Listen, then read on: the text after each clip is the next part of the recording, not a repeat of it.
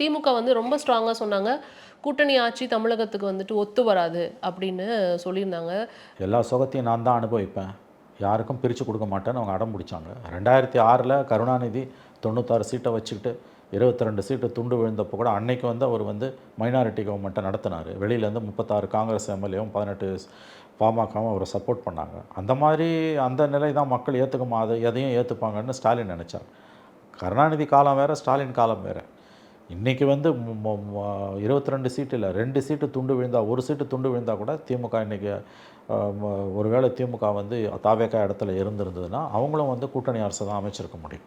தாவேக்கா விட கூடுதல் சீட்டு வாங்கி 117 சீட்டு, ஒரு சீட்டு தான் குறையுதுன்னா கூட அவங்க கூட்டணி ஆட்சிக்கு தான் ஒப்புக்கொள்ளப்பட்டிருக்க வேண்டும். அந்த அளவுக்கு இன்றைக்கி எல்லாருக்கும் அந்த விழிப்புணர்வு வந்துடுச்சு. ஆகவே இதை வந்து தேர்தலுக்கு முன்னாலே அவர்கள் உணர தவறிவிட்டார்கள். அதனால தான் அடம் பிடிச்சாங்க. இந்தியா டுடே கான்க்ளேவில் மக்கள் ஏற்றுக்க மாட்டாங்கன்றது கதை. அதெல்லாம் திமுகவுக்கு பிடிக்கல. திமுகவில் ஃபஸ்ட்டு ஃபேமிலிக்கு அதிகாரத்தை பகிர்ந்து கொள்ள விருப்பம் இல்லை என்பதுதான் அவருடைய பதில். இன்றைக்கி மக்கள் தக்க பாடத்தை திமுகவுக்கு புகட்டி இருக்கிறார்கள். திமுக அண்ணா திமுக 2 பேருக்கும் மக்கள் தக்க பாடத்தை புகட்டி இருக்கிறார்கள். அது என்ன பாடம் என்றால், இனிமேல் ஒற்றை ஆட்சி என்பது குறைந்தது அடுத்த 20-25 ஆண்டுகளுக்கு தமிழ்நாட்டுக்கு கிடையாது. நிச்சயம் கிடையாது.